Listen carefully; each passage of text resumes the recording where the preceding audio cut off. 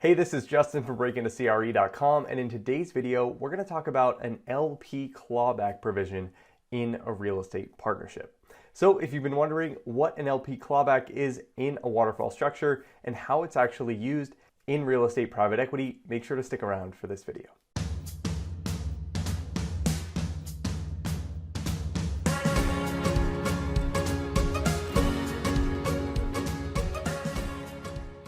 Now on this channel, we talk about real estate financial modeling and analysis and also real estate finance careers. So if you're looking to break into the real estate private equity industry, or you're looking to buy your first commercial real estate deal, make sure to hit that subscribe button and hit the notification bell as well. So you may have heard about clawback structures in real estate equity waterfalls and real estate partnership structures, but what are clawback provisions and how do they affect the cash flows of a real estate deal?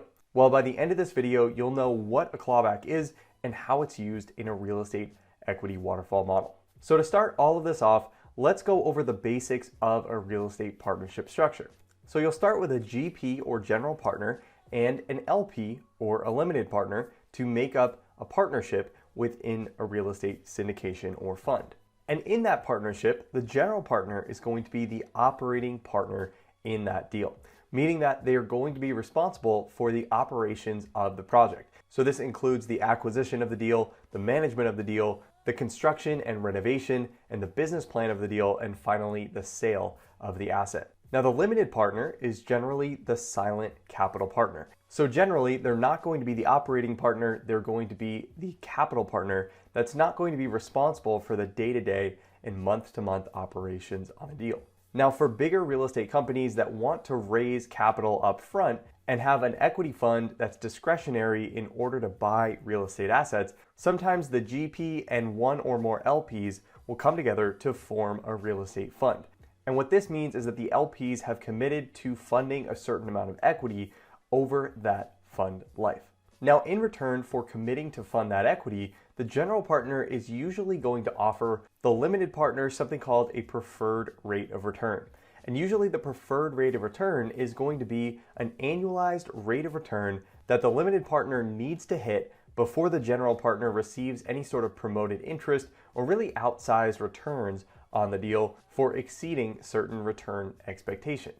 Now, what sometimes happens with a fund life of 5, 7, or 10 years is that the GP will earn promoted interest and hit that preferred return before the fund life is over. Now, generally, this is all fine, assuming that the fund is going to continue to perform at that level or higher. But sometimes what happens is there's promoted interest paid earlier on in the fund life, but at the end of the fund life, what happens is the limited partner doesn't actually achieve that preferred return. So the general partner was paid promoted interest in year 3, 4, or 5 of the fund, but then in year 10, at the end of it all, the limited partner did not achieve that preferred return that they were promised on the deal. Well, in that case, the limited partner is not happy, and that is why and how the limited partner clawback comes into play. So a clawback provision in a waterfall structure essentially allows the limited partner to claw back any sort of promoted interest that was earned by that general partner for achieving certain returns in the middle of the fund life, and then at the end of the fund life, if that limited partner did not achieve those preferred returns over the entire life of the fund, then they're able to take back some of that promoted interest to get to that preferred return. So let's say, for example, that a fund was raised with an IRR-based preferred return to the limited partner. Let's also say that in year 7 of a 10-year fund, the fund itself has earned a 10% IRR after a big asset sale, and with that, the GP earns promoted interest at that point. But then let's say that a recession hits in the last 3 years of that fund life, and after the fund has been liquidated, the limited partner has only earned a 7% IRR on their investments. Well, at this point, we have a problem, right? Because the promoted interest was paid, but the limited partner didn't end up receiving their entire preferred return at the end of the fund life. So the limited partner wants to go back after that general partner to claw back that promoted interest in order to get back to their preferred rate of return.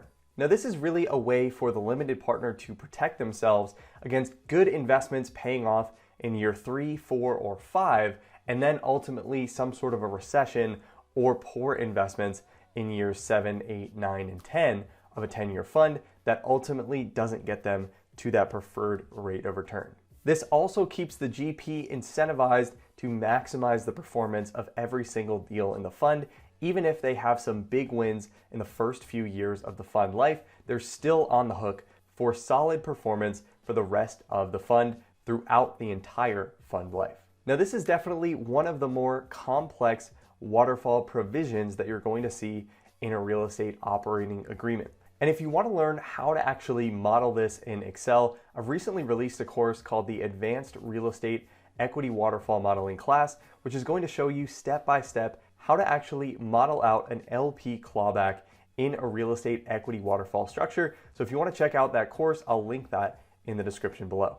And as always, if you want access to all of my courses, all of my models, and some additional one-on-one support, make sure to check out Break Into CRE Academy, and I'll also link that in the description below as well. So if you like this video and want to see more content like this, make sure to let me know by hitting that like button, subscribing to the channel, and sharing this with anyone else who might find this helpful.